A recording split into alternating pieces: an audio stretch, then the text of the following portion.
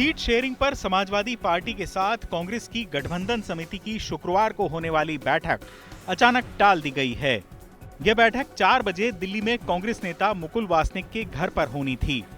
सूत्रों के मुताबिक कांग्रेस प्रदेश अध्यक्ष और प्रदेश प्रभारी को समाजवादी पार्टी के साथ बैठक से पहले कुछ होमवर्क करना था, जो पूरा नहीं हो पाया, जिसकी वजह से बैठक नहीं हो पाई।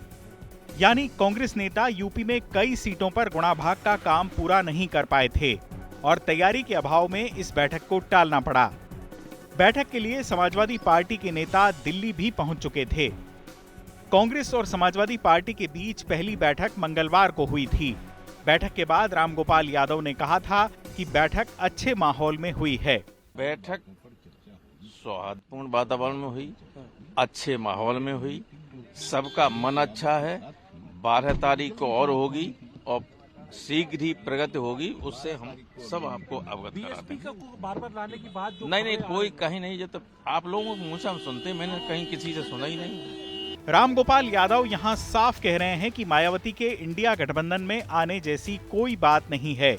ये बात उन्होंने केवल पत्रकारों के मुंह से सुनी है, लेकिन सूत्रों से मिली जानकारी के मुताबिक कांग्रेस की योजना 15 जनवरी को मायावती से उनके जन्मदिन के मौके पर मुलाकात करने की है। मायावती से मुलाकात होने के बाद अब सीट समझौते पर कांग्रेस और समाजवादी पार्टी की अगली बैठक होगी।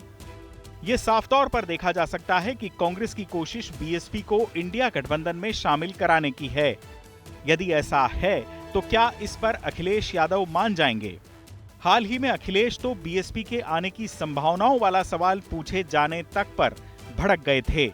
मुझे उम्मीद है कि जो गठबंधन की बातचीत हो रही है वो अच्छे माहौल में बातचीत हो रही है और उसका बहुत जल्दी आपको पता लग जाएगा।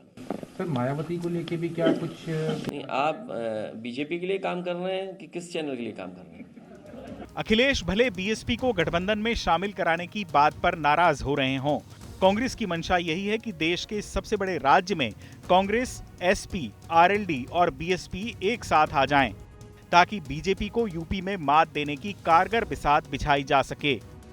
यूपी कांग्रेस के नेता मानते हैं कि बीएसपी के साथ आने पर बीजेपी विरोधी वोट बिल्कुल नहीं बढ़ पाएगा और यूपी में ज्यादा से ज्यादा सीटें जिताने का लक्ष्य तय किया जा सकेगा। हालांकि परेशानी यह है कि समाजवादी पार्टी बिल्कुल नहीं चाहेगी कि बीएसपी के आने से उसकी सीटों की संख्या कम हो जाए। इधर अगर बात मायावती की करें तो वो इन दिनों गठबंधन से पार्टी को होने वाले नफे नुकसान का आकलन करने के लिए अपने नेताओं से फीडबैक लेने में जुटी हैं। बीएसपी के ज्यादातर नेता लंबे समय से सत्ता से दूर हैं, लिहाजा वो भी चाहते हैं कि गठबंधन में शामिल होकर एक चांस लिया जाए। मायावती भी चाहती हैं कि अपने उत्तराधिकारी आकाश आनंद के लिए आने वाले सालों में सियासत की राह आसान बनाई जाए। अगर बीएसपी अब भी एनडीए और इंडिया दोनों से एक समान दूरी बनाए रखती है तो ये तय है कि वो अपने राजनीतिक वजूद के लिए संघर्ष करती रहेगी। ऐसे में आने वाले दिनों में यूपी में विपक्ष की राजनीति देखना दिलचस्प होगा।